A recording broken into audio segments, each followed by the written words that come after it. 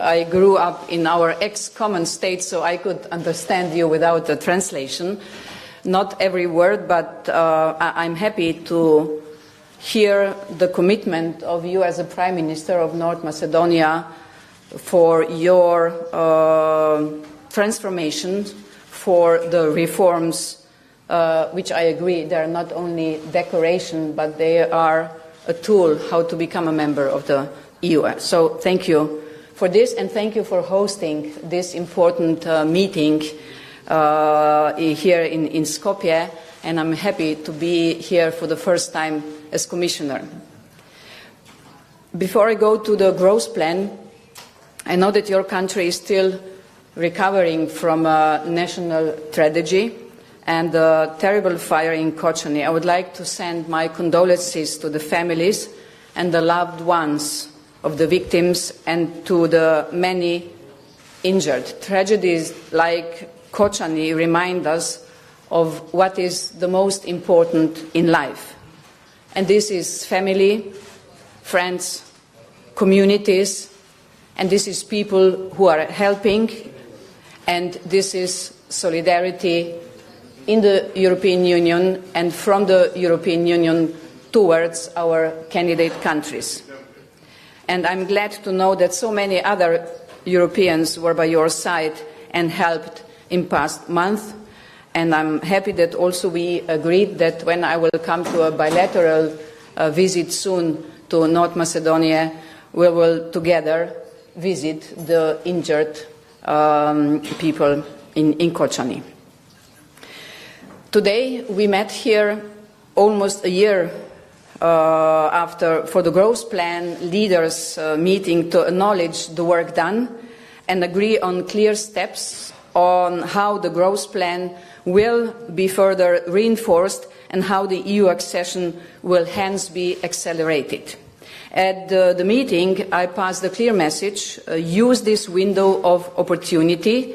The geopolitics has changed, and we are seeing a real commitment for enlargement in the capitals of the EU, and to build a strong Europe that takes control of its own future. We need all Europeans to work together, also with the countries from the Western Balkans. The growth plan brings tangible socio-economic benefits to citizens of North Macedonia and the other Western Balkans countries before accession, as also stated in the leaders' joint statement of today.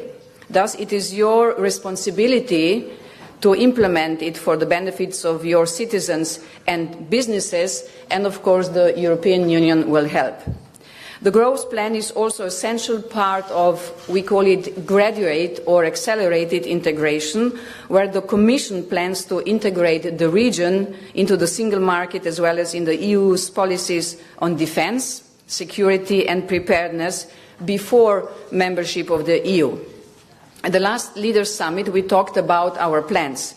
Now we have entered the implementation phase, so this Growth Plan Summit was for the first time about the implementation. We are proud to already show the first result. 75% of the agreed reforms, generally for all the countries, are either implemented or ongoing. However, 1/4 are still not there, and I encourage the leaders to intensify engagement on further implementation. And let me speak about the concrete results we can see. Take SEPA.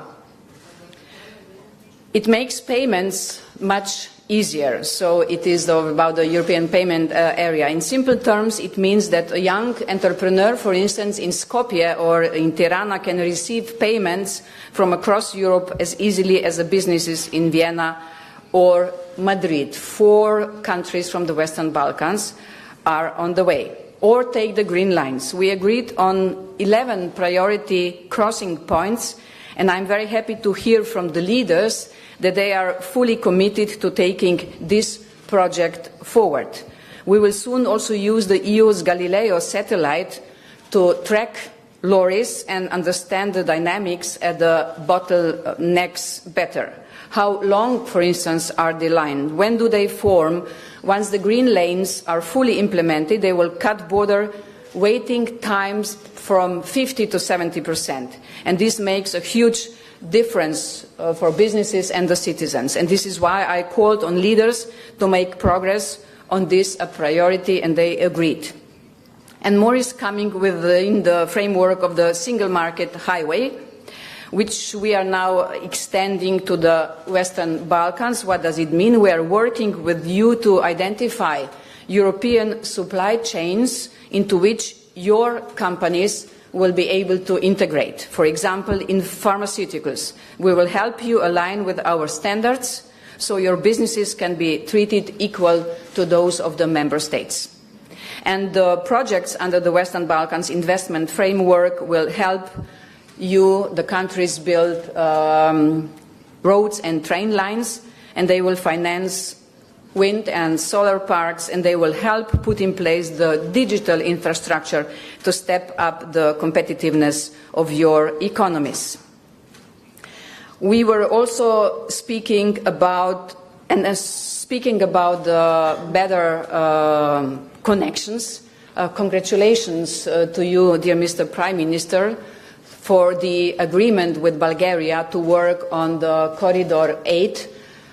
This corridor is important not only for North Macedonia and Bulgaria, it's important for the whole region, it is important for the EU, and especially it is important because it will be an important part in the new Black Sea strategy we just adopted at the level of the European Commission, meaning that we will connect the European Union with a Central Asian state, and North Macedonia plays an important role in this.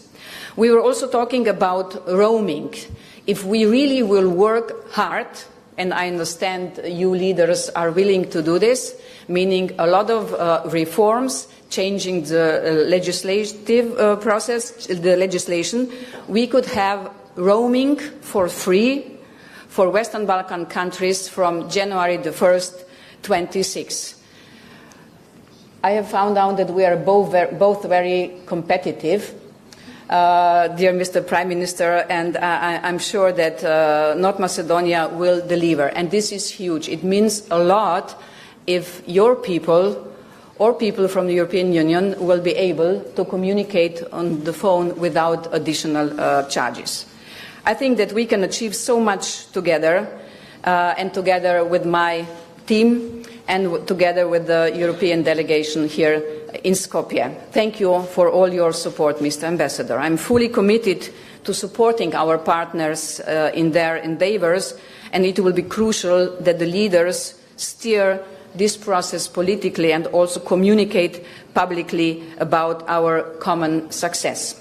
Later this month, we will make the disbursements for the first reporting round of the reform agendas. The full amounts will follow once all the reforms are in place and fully implemented.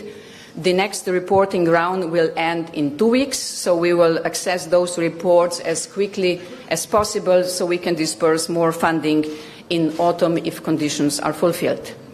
And this is why it is such a good initiative by the leaders to hold these regular meetings, and I'm looking forward to the next leaders meeting in autumn. Mr. Edi Rama, Prime Minister of Albania, has offered to organize the next meeting there, and I'm looking forward to this. So thank you again, dear Mr. Prime Minister, for your warm hospitality in Skopje. I think this has been a good day to all of us. It was already yesterday with an excellent dinner you have organized for us. So thank you for you personally and North Macedonia contributing to better connectivity of all the countries from the Western Balkans. Thank you. Thank you.